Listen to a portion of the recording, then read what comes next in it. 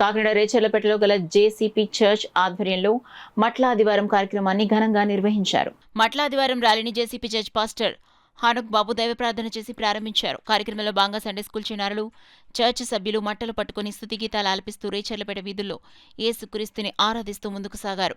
ఈ సందర్భంగా చర్చ్ సభ్యులు క్రీస్తు మహారాజుకి జై అంటూ పెద్ద ఎత్తున నినాదాలు చేశారు.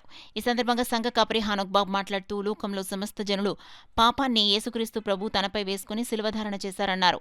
కార్యక్రమంలో చర్చ్ సంఘ పెద్దలు, చర్చ్ సభ్యులు, సండే స్కూల్ చిన్నారులు, మహిళలు పాల్గొన్నారు. ఆనాడు ప్రజలు ఎలా అయితే గణపరిచారో, ఎలా అయితే మహిమపరిచారో, అదే రీతిలో మేము కూడా ఈ రోజున అందరి జీవితాల్లో దేవుడు చేసే ఎన్నో గొప్ప కార్యాలను బట్టి మేమందరం కూడా ఆయన స్తుతిస్తున్నాం, ఆయన ఆరాధిస్తున్నాం.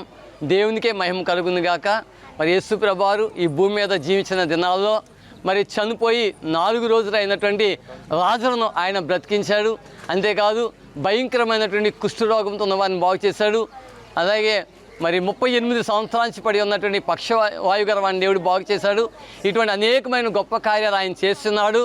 అంతేకాదు కాకుండా మరి మా అందరికీ ఆయన నిత్య జీవాన్ని ఇచ్చే దేవుడు. ఆయనందు ఎవరైతే విశ్వాసం ఉంచుతారో అటువంటి వారందరూ కూడా నిత్య జీవులకు వెళతారో. ఇటువంటి గొప్ప భాగ్యాన్ని అనుగ్రహించిన దేవాది దేవునికి మహిమ కలుగును గాక.